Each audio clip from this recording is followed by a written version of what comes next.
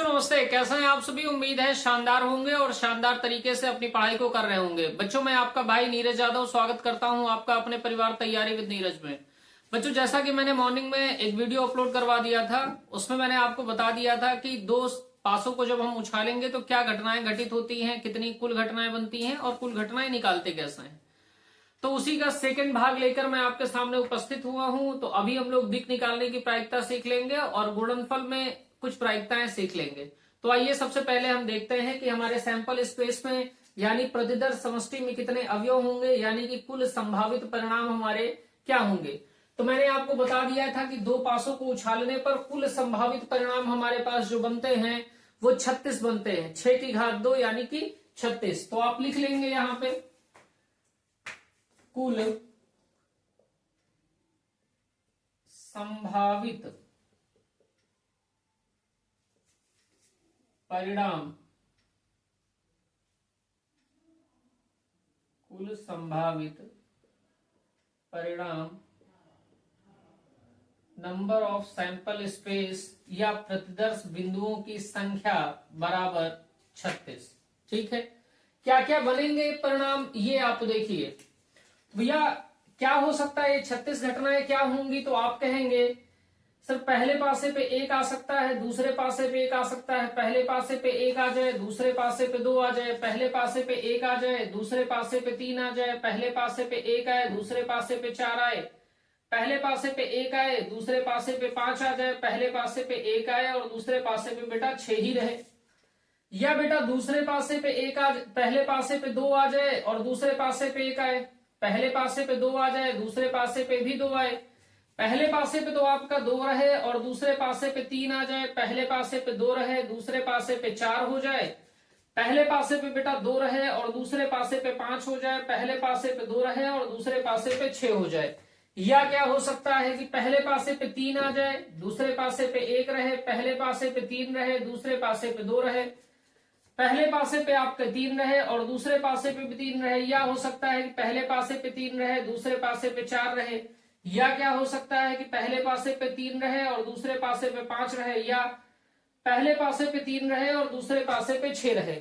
और क्या हो सकता है कि पहले पासे पे तो 4 आ जाए लेकिन दूसरे पासे पे 1 रहे, पहले पासे पे 4 रहे, दूसरे पासे पे 2 रहे, पहले पासे पे 4 रहे, दूसरे पासे पे 3 रहे, पहले पासे पे 4 रहे और दूसरे भी पासे पे 4 रहे, पहले पासे पे तो आपका 4 रहे और दूसरे पासे पे 5 रहे, पहले पासे पे आपका 4 रहे और दूसरे पासे पे बेटा 6 रहे, पहले पासे पे 5 रहे, दूसरे पासे पे 1 आ जाए, पहले पासे पे 5 हो, दूसरे पासे पे 2 हो, पहले पासे पे 5 रहे, दूसरे पासे पे 3 आ जाए, पहले पासे पे 5 रहे, दूसरे पासे पे 4 आ जाए, पहले पासे पे 5 रहे और दूसरे पासे पर भी 5 आ जाए, पहले पासे पे 5 रहे और दूसरे पासे पे बेटा 6 आ जाए, पहले पासे पे 6 आए, दूसरे पासे पे 1 आए, पहले पासे पे 6 आए, दूसरे पासे पे 2 आए, पहले पासे पे 6 आए, दूसरे पासे पे 3 आए, पहले पासे पे 6 आए, दूसरे पासे पर 4 आए, पहले पासे पर 6 आ जाए, दूसरे पासे पर 5 आ जाए, पहले पासे पे बेटा 6 आए और दूसरे पासे पे भी 6 आ जाए। तो ये हमारी 36 घटनाएं बनेंगी, कुल 36 घटनाएं जो संभावित परिणाम है दो पासों को एक साथ उछालने में। इनमें से जो घटना हमारी घटेगी उस घटना के घटित होने की प्रायिकता हमको निकाल लेनी है। योगफल की चीजें मैंने आपको बता दिया था कि योगफल की प्रायिकताएं कैसे निकलती हैं और योगफल को मैंने विकर्ण से आपको क्रॉस करते हुए बताया था कि इस प्रकार हम कितनी घटनाएं बन सकती हैं, आसानी से याद कर सकते हैं। अगर आपको याद है तो आप देख लीजिए एक बार और। मैंने यहां से आपका विकर्ण खींच दिया था, मैंने कहा था इन दोनों का योग बेटा 2 होगा। यहां विकर्ण खींचा था, मैंने कहा इन दोनों का योग 3 होगा। यहां मैंने विकर्ण खींच दिया था, बताया था इन दोनों तीनों का योग 4 होगा। यहां विकर्ण खींचा था, इनको आप देखेंगे तो इनका योग 5 होगा। जैसे करके आप देख लीजिए, 4 1 5 हो गया, 3 2 5 हो गया, 2 3 5 हो गया, 1 4 5 हो गया। तो इस तरीके से बेटा आप करेंगे ना तो आपकी गलती होने के चांसेस नहीं रहेंगे। जैसे आपने विकर्ण खींचा तो आपको ये चीज कैलकुलेट करने की आवश्यकता नहीं कि 5 अंकों का योग 6 कैसे बनेगा। यहां आप देखिए तो अंकों का योग 7 है, यहां पे बेटा अंकों का योग आपका 8 है, यहां अंकों का योग आपका बेटा 9 है, यहां अंकों का योग आपका बेटा 10 है यहां पे अंकों का योग आपका बेटा 11 है और यहां पे अंकों का योग 12 है। अंकों के योग से जो प्रायिकताएं निकल सकती थी वो सब मैंने आपको निकलवा दिया। कुछ प्रायिकताएं और निकालते हैं और उसके बाद हम लोग आगे की तरफ बढ़ेंगे। देखिए हमने जितनी निकाल ली थी उससे आगे देखिए।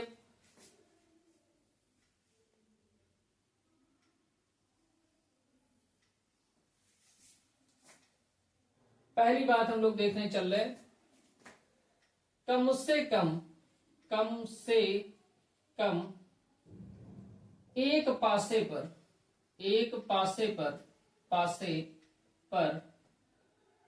दो आने की प्रायिकता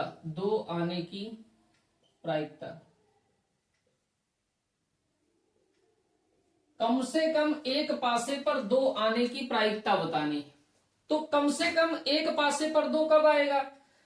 या तो बेटा पहले जैसे 1,2 लिखा है तो ये एक घटना है, एक इस घटना में देखिए एक बार दो आया है ना, तो हमको वे सभी घटनाएं शामिल करनी है। वे सभी घटनाएं हमारे अनुकूल घटनाएं होंगी जिनमें एक बार दो आया होगा। और हमसे कह रहा मिनिमम एक बार दो आना चाहिए कम से कम एक पासे पर, यानी एक पासा ये है, एक पासा ये है, तो एक पासे पर कम से कम एक बार दो आए और जिनमें दो बार दो आया है उनको भी शामिल करना है। क्यों करना है? क्योंकि कम से कम का मतलब ये है कि भैया मिनिमम हमारे पास एक दो आया हो, मतलब एक बार दो जरूर आया हो। तो जिस पर बेटा दोनों बार दो आया है वो भी तो शामिल होगा ना, वो भी तो इस कंडीशन को पूरा कर रहा है कि उसमें मिनिमम एक बार दो आया है। क्या कंडीशन बनेगी? यहां से देखिए आप, तो हमारा ये कंडीशन, इस लाइन को आप पूरा खींच के चलिए, यहां देखिए और बेटा यहां देखिए, ये कितनी घटनाएं हुई? तो आप कहेंगे 2,1, 2,2, 2,3, 2,4, 2,5, 2,6। ये 6 घटनाएं ऐसी हैं बेटा जहां पे एक बार दो आ रहा है और 2,2 में बेटा दो बार दो आ रहा है। यहाँ 1,2 है, 2,2 है, 3,2 है, 4,2 है, 5,2 है, 6,2। यही तो घटनाएं ऐसी हैं जिनके पासे पर एक बार दो उपस्थित है। यानी हम कह सकते हैं अनुकूल घटनाएं हमारी कितनी हो जाएंगी? 2,1, 2,2, 2,3, 2,4, 2,5, 2,6। और क्या होगा? तो आप कहेंगे भैया 1,2 हो जाएगा और भैया 3,2 हो जाएगा, 4,2 हो जाएगा, 5,2 हो जाएगा और 6,2 होगा। यही तो हमारी अनुकूल घटनाएं हैं। इनको छोड़ के क्या अनुकूल घटना? यहां पे देखिए बेटा 2,2 दो बार रिपीट हो रहा है, यानी इधर से आप जा रहे हैं फिर भी 2,2 मिल रहा है, इधर आ रहे हैं तो भी 2,2 मिलेगा। तो ये तो एक ही घटना है ना जो दो बार रिपीट हो रही है। तो यहाँ कितनी अनुकूल घटनाएं होंगी? 1, 2, 3, 4, 5, 6, 7, 8, 9, 10, 11। 11 हमारी घटनाएं हैं बेटा अनुकूल। और कुल घटनाएं हमारे पास कितनी है? तो हम कहेंगे कुल घटनाएं 36 हैं। तो हमारी प्रायिकता हो जाएगी 11/36। बात आ रही है समझ भाई? आपको बात समझ में आ रही? प्रायिकता हो गई हमारी 11/36। आगे देखिए बेटा, आगे मैंने कहा पासों पर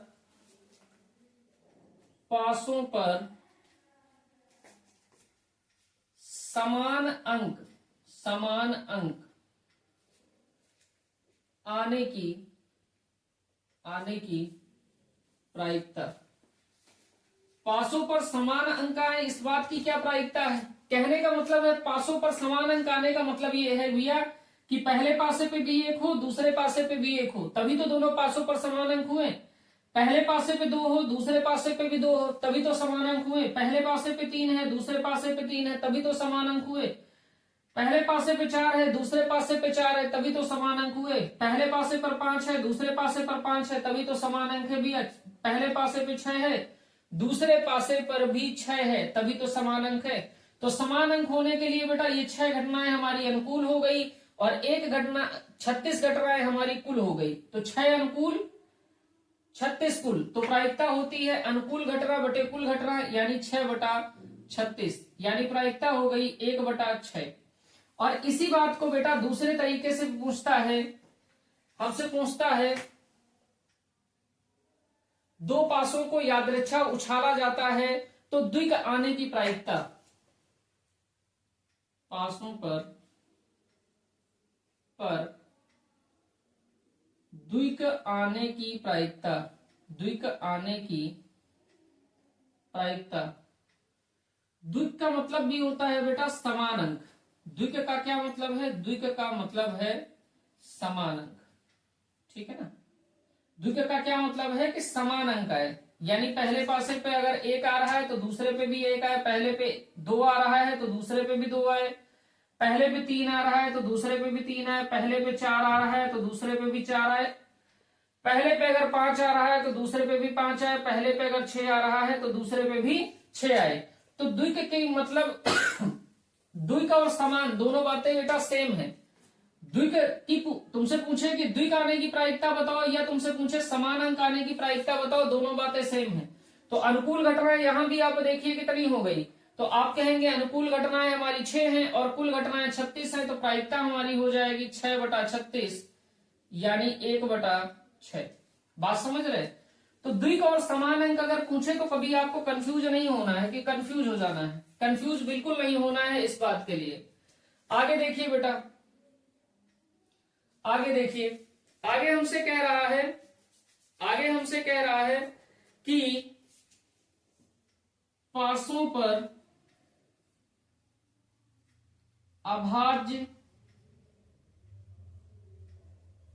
संख्या का द्विक आने की प्रायिकता, द्विक आने की प्रायिकता। कह रहा पासों पर अभाज्य संख्या का द्विक। अभाज्य संख्या का द्विक मतलब ये है बेटा कि जैसे हम 1,1 लेते हैं, 2,2 लेते हैं, द्विक के लिए 3,3 लेते हैं, 4,4 लेते हैं, 5,5 लेते हैं और 6,6 लेते हैं, तो हमको केवल वही द्विक शामिल करने हैं जो बेटा अभाज्य हैं।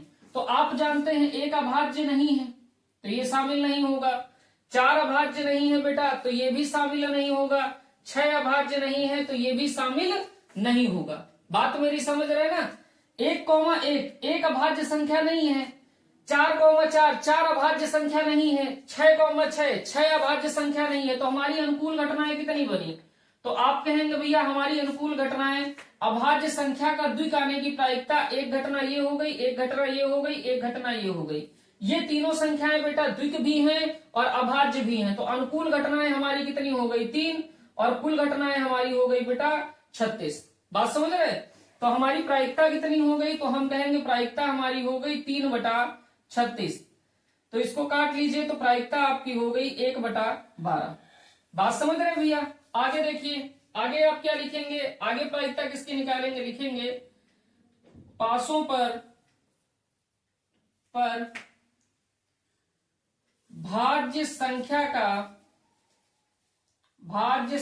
का द्विक आने की प्रायिकता। तो आप भाज्य संख्या जानते हैं बेटा क्या होता है? ऐसी संख्याएं जिनके 2 से अधिक गुणनखंड होते हैं, ऐसी संख्याएं जिनके 2 से अधिक गुणनखंड होते हैं वे संख्याएं कहलाती हैं भाज्य संख्या। हमसे कह रहा संख्या हमारी भी भाज्य भी होनी चाहिए, हमारी संख्या भाज्य भी होनी चाहिए और द्विक भी होनी चाहिए। तो हमारी द्विक वाली संख्याएं आप लिख लीजिए, उनमें से भाज्य आप छांट लीजिएगा। 1,1 2,2 3,3 4,4 5,5 और 6,6। अब इनमें हमको वे संख्याएं लेनी है बेटा जो हमारी संख्याएं भाज्य संख्याएं भी हों और द्विक भी हों। तो बेटा 1,1 हमारी भाज्य संख्या नहीं है, 2,2 हमारी भाज्य संख्या नहीं है, 3,3 हमारी भाज्य संख्या नहीं है, 5,5 हमारी भाज्य संख्या नहीं है। तो जब ये भाज्य नहीं है तो भाज्य हमारे पास बचा क्या? तो हम कहेंगे भैया हमारे पास 2 भाज्य संख्याएं बची हैं जो द्विक भी है भाज्य भी है, वो है 4,4 और 6,6। 4,4 और 6,6। तो अनुकूल घटनाएं हमारे पास हो गई 2 और कुल घटनाएं हमारे पास हो गई 36। अनुकूल घटनाएं हो गई हमारे पास 2 और कुल घटनाएं हो गई 36। तो हमारी प्रायिकता हो गई 1/18। प्रायिकता बेटा हमारी कितनी हो गई? 1/18। बात समझ में आ रही है? इतनी बात आप नोट करिए पहले। आगे देखिए बच्चों, हमसे कह रहा है, आगे देखिए अगला प्रश्न क्या कह रहा, हमसे कह रहा अगर दो पासे हमारे पास उछाल दिए जाते हैं तो विषम संख्या का पासों पर विषम संख्या का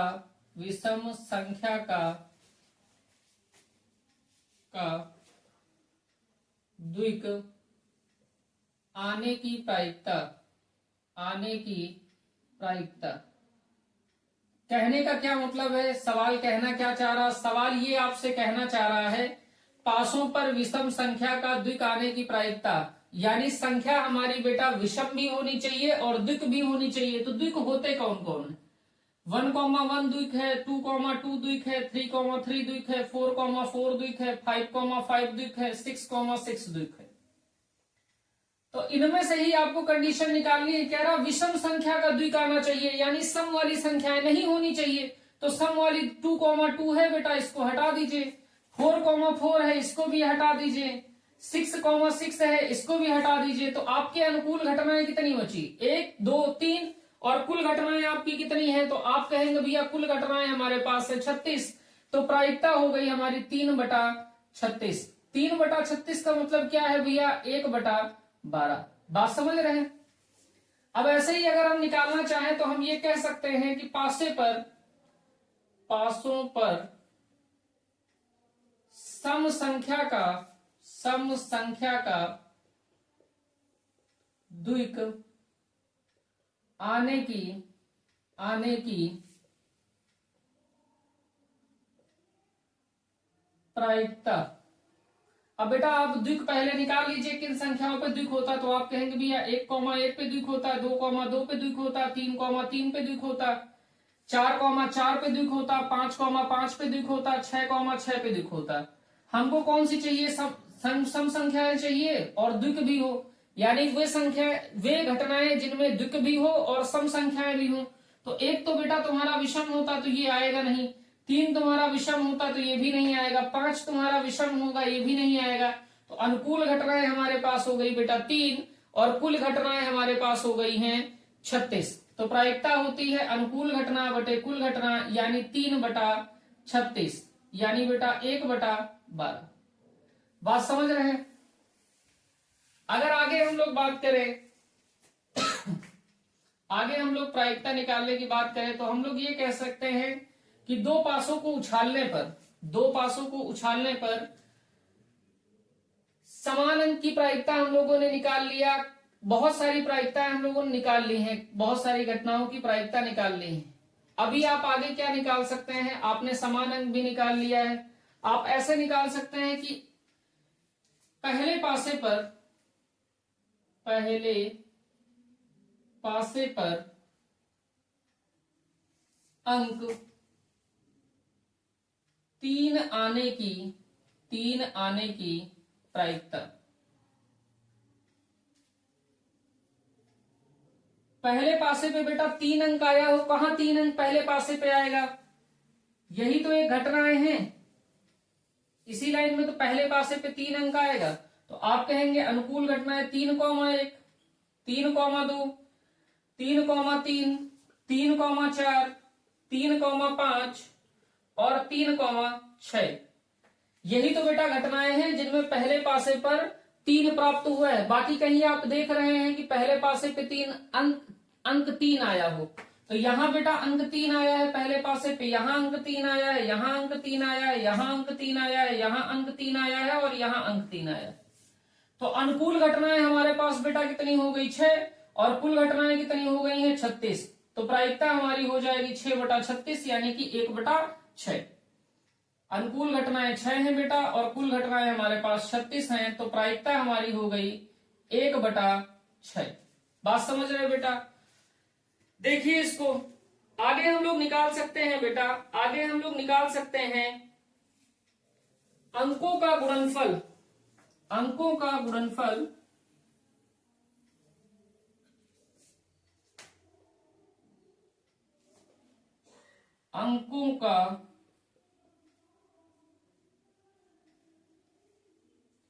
गुणनफल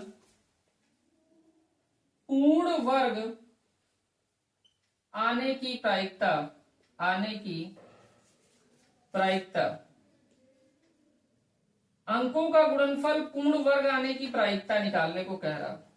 देखिए अंकों का गुणनफल पूर्ण वर्ग होना चाहिए। पूर्ण वर्ग आप समझते हैं, जैसे √1 का मान बेटा 1 होता है, √2 का पूर्ण वर्ग मान नहीं निकलता है। यानी ऐसी संख्याएं जिनको अंडर रूट के अंदर रखने पे प्राकृत संख्या मिल जाए हमको, जैसे आप यहाँ पे 4 रखेंगे तो 2 मिलेगी ना, तो 2 हमारी बेटा प्राकृत संख्या है।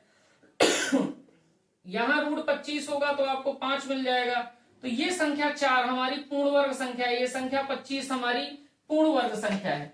तो हमसे कह रहा है अंकों का गुणनफल पूर्ण वर्ग आने की प्रायिकता बताइए। तो क्या कंडीशन हो सकती भैया, पूर्ण वर्ग संख्याएं कौन कौन सी हो सकती? तो आप कहेंगे √1 का मान हमारे पास 1 होता है, अगर अंकों का गुणनफल हमारा 4 हो तो भी हमारी पूर्ण वर्ग संख्या है। अंकों का गुणनफल बेटा जब 9 होगा तब भी हमारी पूर्ण वर्ग संख्या है। अंकों का गुणनफल 16 होगा तब पूर्ण वर्ग संख्या है। अंकों का गुणनफल 25 होगा तब बेटा पूर्ण वर्ग संख्या है। और अंकों का गुणनफल जब 36 होगा तो हमारी पूर्ण वर्ग संख्या निकल के आएगी। ठीक है बात। अंकों का गुणनफल 1 आ जाए, अंकों का गुणनफल 4 आ जाए, अंकों का गुणनफल 9 आ जाए, अंकों का गुणनफल 16 आ जाए, अंकों का गुणनफल 25 आ जाए, अंकों का गुणनफल 36 आ जाए, कब आएगा अंकों का गुणनफल 1? तो हम कहेंगे बेटा जब हमारा पहले पासे पे 1 रहेगा, दूसरे पासे पे 1 रहेगा, पहले पासे पे 1 रहेगा, दूसरे पासे पे 1 रहेगा, तो 1 और 1 का गुणा 1 होता है बेटा। पहले पासे पे बेटा हमारा 2 आ जाए और दूसरे पासे पे 2 आ जाए, तब भी हमारा गुणनफल बेटा 4 के बराबर हो जाएगा। पहले पासे पे 1 आ जाए, दूसरे पासे पे 4 आ जाए, तब भी हमारा अंकों का गुणनफल 4 आएगा। बेटा पहले पासे पे 4 आ जाए, दूसरे पासे पे 1 आ जाए, तब भी अंकों का गुणनफल हमारा 4 ही रहेगा।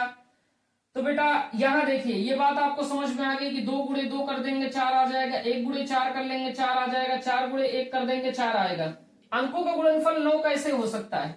जब बेटा पहले पासे पे भी 3 आए और दूसरे पासे पे भी 3 आए, तो अंकों का गुणनफल हमारा कितना हो जाएगा? तो आप कहेंगे भैया अंकों का गुणनफल हमारा हो जाएगा 9। अंकों का गुणनफल 16 कैसे हो सकता बेटा? तो अंकों का गुणनफल 16 इस प्रकार हो सकता है कि पहले पासे पे 4 आ जाए बेटा और दूसरे पासे पे भी 4 आ जाए, तो अंकों का गुणनफल हमारा 16 हो जाएगा। अंकों का गुणनफल 25 कैसे हो सकता है कि पहले पासे पे 5 आ जाए भैया जी और दूसरे भी पासे पे 5 आ जाए, तो अंकों का गुणनफल 25 हो जाएगा। अंकों का गुणनफल 36 कैसे हो सकता है कि पहले पासे पे भी 6 आ जाए और दूसरे पासे पे भी 6 आ जाए, तो अंकों का गुणनफल हमारा 36 हो जाएगा। 1 और 1 को गुणा कर देंगे तो 1 आ जाएगा, 2 2 को गुणा कर देंगे 4 आएगा, 1 4 को गुणा कर देंगे 4 आएगा, 4 1 को गुणा कर देंगे तो 4 आएगा, 3 3 को गुणा कर देंगे भैया, 3 3 को गुणा कर देंगे तो 9 आ जाएगा, 4 4 को गुणा कर देंगे 16 आएगा, 5 5 को गुणा कर देंगे 25 आएगा, 6 6 को गुणा कर देंगे तो 36 आएगा। तो पूर्ण वर्ग संख्याएं उन संख्याओं को कहते हैं जिनका पूर्ण वर्गमूल निकाला जा सके। यहाँ इन सभी संख्याओं का बेटा पूर्ण वर्गमूल निकल रहा है, इसीलिए इन सभी संख्याओं को पूर्ण वर्ग संख्याएं हम बोल रहे हैं। बात समझ में आई? तो अब देखिए अनुकूल घटनाएं क्या है बेटा। तो हम कहेंगे एक घटना अनुकूल हो गई, दूसरी अनुकूल घटना, तीसरी, चौथी, 5वीं, 6वीं, 7वीं और 8वीं। तो हमारी अनुकूल घटनाएं हैं बेटा 8 और कुल घटनाएं हमारे 36। अनुकूल घटनाएं हमारी कितनी हैं? 8 और कुल घटनाएं हमारी हैं 36। तो 4 से इसको काट लीजिए, 4 दूनी 8 हो गया, 4 निम्मा 36 हो गया, तो 2/9 प्रायिकता हमारी आ गई। किस बात की आ गई? अंकों का गुणनफल पूर्ण वर्ग आने की प्रायिकता। यानी यदि 2 पासों को उछाला जाए तो अंकों का गुणनफल पूर्ण वर्ग आने की प्रायिकता क्या हो जाएगी? 2/9 हो जाएगी। बच्चों इससे ज्यादा आपसे 10th के लेवल में नहीं पूछा जा सकता है। और कोई भी क्वेश्चन अगर आपको डाउटफुल लगा हो, कहीं कोई डाउट बचा हो, तो आप वीडियो को दोबारा देखिएगा। अगर फिर भी आपको समझ में ना आए तो कमेंट बॉक्स में लिखना ना भूलिएगा। तो आज की कक्षा यहीं तक। जय हिंद।